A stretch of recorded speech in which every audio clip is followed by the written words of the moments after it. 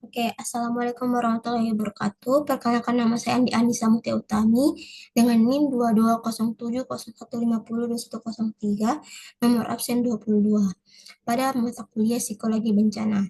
Di sini saya akan menjelaskan konsep dasar transaksional model of stress. Mengapa teori ini penting dalam psikologi bencana? Teori transactional mode of stress and coping ini penting dalam psikologi bencana karena menekankan stres sebagai proses dinamis antara individu dan lingkungan, bukan hanya sekadar reaksi terhadap trauma, tetapi melalui cognitive appraisal, individu menafsirkan situasi bencana berdasarkan persepsi dan pengalaman pribadi, sehingga respons setiap orang itu berbeda-beda. Model ini juga menjelaskan mekanisme coping, baik problem fokus maupun emosi fokus, yang membantu korban menyesuaikan diri dengan situasi ekstrim. Nah, hasilnya berupa adaptasi dan resiliensi, di mana seseorang mampu menerima kehilangan dan mampu membangun kembali kehidupannya. Selain itu, teori ini menjadi dasar intervensi psikologis konstekstual, karena membutuhkan pendampingan sesuai tahap penilaian dan kemampuan coping korban. Selanjutnya ada konsep dasar transaksional model. Nah, teori transaksional model of stress and coping ini yang dikemukakan oleh Lazarus dan Volkmann menjadi landasan penting dalam psikologi modern karena menawarkan perspektif baru tentang stres. Dalam stress appraisal and coping, mereka menjelaskan stres psikologis sebagai a particular relationship between the person and the environment that is appraised by the person of taxing of exceeding his or her research of undergoing his or her well-being. Nah, dengan demikian, stres bukan hanya sekedar rangsangan dari luar ataupun respon fisiologis, namun melainkan hasil interaksi dinamis antara individu dan lingkungan. Nah, hubungan ini bersifat timbal balik. Individu menilai lingkungan, bereaksi, dan tindakannya turut memengaruhi lingkungan. Karena itu, model ini disebut dengan transaksional model, yaitu menekankan stres sebagai hasil transaksi dua arah yang berlangsung terus-menerus antara individu dan situasi yang dihadapinya. Selanjutnya ada hakikat dan latar belakang teori.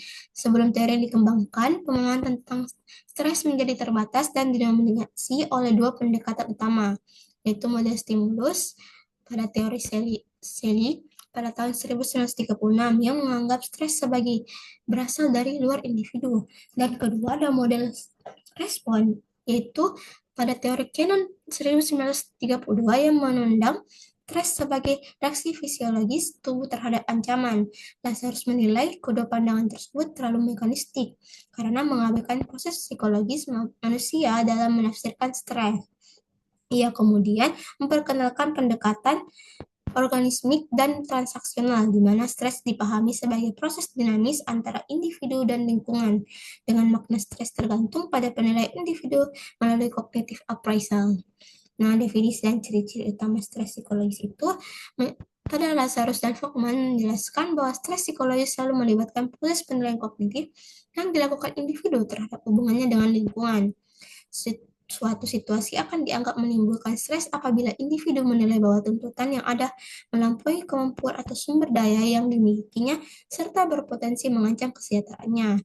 Dengan kata lain, stres bersifat relasional karena muncul dari interaksi timbal balik antara individu dan lingkungannya, serta subjektif karena sangat dipengaruhi oleh cara pandang dan interpretasi masing-masing individu.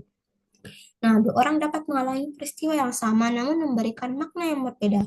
Satu dapat memandangnya sebagai ancaman, sementara yang lainnya menilai sebagai tantangan yang perlu dihadapi. Oleh karena itu, stres tidak ditentukan oleh peristiwa itu sendiri, melainkan oleh bagaimana individu memaknai dan menilai peristiwa tersebut melalui proses kognitifnya. Selanjutnya, komponen utama model transaksional. Model ini dikembangkan oleh Lazarus yang terdiri atas tiga komponen utama, yaitu ada cognitive appraisal, yaitu proses di mana individu menilai makna, relevansi, serta potensi dampak suatu peristiwa terhadap kesejahteraan dirinya. Adapun komponen kedua, coping proses yang berkaitan dengan berbagai strategi atau upaya yang dilakukan individu untuk mengelola tuntutan serta tekanan yang muncul sebagai hasil dari penilaian tersebut. Yang ketiga, ada adaptational outcomes, Itu menggambarkan hasil dari proses adaptasi yang berlangsung, baik dalam bentuk kesehatan emosional, kesehatan fisik, maupun kemampuan sosial individu. Dari ketiga komponen ini bekerja secara dinamis dan berkesinambungan, di mana pengalaman adaptasi pada situasi dapat mempengaruhi cara individu menilai serta menghadapi stres pada situasi berikutnya. Nah, cognitive appraisal atau penilaian kognitif terdiri dari tiga tahap appraisal. Yang pertama ada primary appraisal atau penilaian utama. Nah, di mana individu menilai apakah situasi relevan bagi kesejahteraannya, tidak relevan atau irrelevan, positif atau positif, atau menimbulkan stres atau stressful. Jika diklasifikasikan stressful menjadi kerugian atau harm loss, ancaman, threat, atau tantangan challenge. Nah, pada persesi ini membuat responsif individu terhadap peristiwa sama berbeda. Kedua, ada secondary appraisal atau penilaian sekunder. Nah, individu mengevaluasi kemampuan dan sumber daya diri untuk menghadapi tuntutan situasi, termasuk kontrol, dukungan sosial, atau strategi coping. Jika sumber daya dianggap cukup, strategi maka stres akan berkurang. Jika tidak, maka stres akan meningkat. Nah, yang ketiga ada appraisal penilaian ulang. Penilaian ini bersifat dinamis, berubah berdasarkan informasi baru, pengalaman tambahan, atau hasil coping sebelumnya. Terus ada coping, proses penyelesaian diri. Di sini ada dua jenis coping. Pertama itu problem fokus coping, itu berfokus pada tindakan langsung untuk mengatasi atau mengubah sumber stres, seperti menyusun rencana, mencari solusi, membuat keputusan, dan bernegosiasi. Yang kedua ada emoticon focus coping, yang itu bertujuan mengatur emosi akibat stres, terutama pada situasi sulit atau tidak dapat diubah. Misalnya melalui relaksasi, doa, penerimaan, penyangkalan, atau dukungan emosional dari orang lain. Adapun adaptational outcome atau hasil adaptasi. Nah, Lazarus dan Fogg menjelaskan bahwa hasil adaptasi ada tiga dimensi utama, yaitu kesejahteraan emosional, fungsi sosial, dan kesehatan fisik. Bila coping dilakukan secara efektif, seseorang mencapai adaptasi positif seperti ketahanan emosional dan kesehatan yang stabil. Namun sebaliknya, kegagalan coping dapat menyebabkan maladaptasi seperti stres kronis, kecemasan, atau gangguan psikomatis. Nah, ada pun asumsi dasar dari prinsip model teoritis model Lazarus dan Folkman sebagai berikut. Selanjutnya ada contoh kasus di Indonesia. Pada kasus korban di gempa di Lombok Timur, teori transaksional model of stress Lazarus menjelaskan stres sebagai hasil interaksi individu dengan lingkungan ketika tuntutan dianggap melebihi kemampuan mereka. Nah, di sini memakai primary appraisal, yaitu korban menilai kehilangan rumah, pekerjaan, rasa aman, dan tinggal di hunian sementara. Ancaman terhadap keselamatan dan kesejahteraan keluarga ditandai dengan perasaan takut, sedih, dan tidak pasti. Nah, ada secondary appraisal, korban menilai kemampuan mereka menghadapi situasi dan memilih strategi coping, baik problem fokus, mencari informasi realitas, mencernakan bangunan rumah, maupun emotif fokus, menerima kenyataan, berdoa, mencari makna positif. Nah, adapun implikasinya dalam intervensi, yaitu pendampingan psikologis jangka panjang, penguatan komunikasi dan dukungan sosial keluarga, peran masyarakat dan LSM, peningkatan kemampuan coping adaptatif, dan pemberdayaan pendidikan dan sumber daya keluarga. Selanjutnya ada contoh kasus kedua, yaitu penyintas erupsi Gunung Sinabung di desa Siosar. Nah, ini seperti kasus yang tadi menjelaskan sebagai hasil interaksi individu dengan lingkungan, serta tuntutan situasi dianggap melebihi kemampuannya. Nah, sama memakai primary appraisal atau penyintas menilai kehilangan rumah, pekerjaan, dan lahan sebagai ancaman terhadap keamanan kesejahteraan, menimbulkan stres, tekanan emosional. Terus ada secondary appraisal, mereka menilai kemampuan dan sumber daya yaitu dimiliki untuk menghadapi situasi melalui strategi problem fokus, mencari bantuan, menceritakan pekerjaan, kembali bercocok tanam, dan emotion focus coping, yaitu berdoa, menerima keadaan, mencari makna positif. Nah, kedua kombinasi ini mereka menyucikan diri dan mengurai tekanan positif. Itu ada implikasinya lagi dari intervensi, yaitu pendampingan psikologis berkelanjutan, penguatan strategi coping adaptif, dukungan sosial dan komunitas, pemberdayaan ekonomi, dan pendekatan spiritual.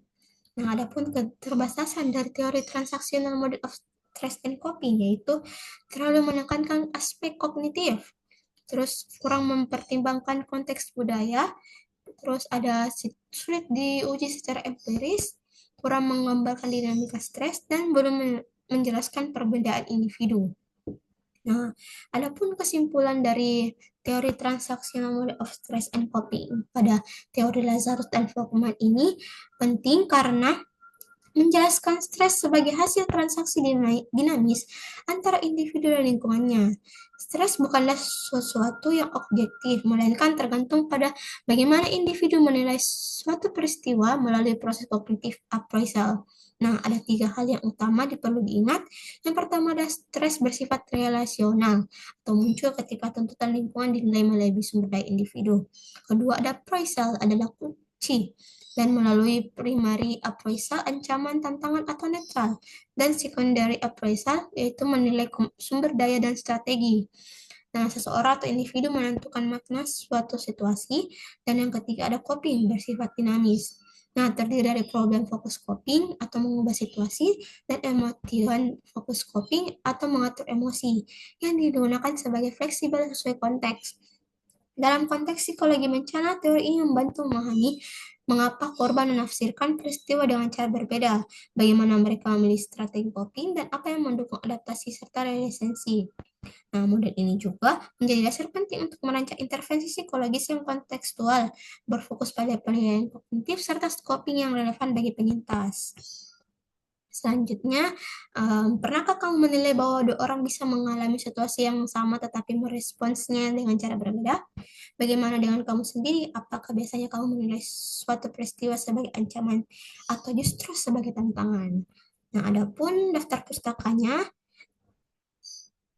oke, sekian dari presentasi saya. Mohon maaf bila ada kata yang salah atau kurang berkenan didengar. Sekian, Assalamualaikum warahmatullahi wabarakatuh.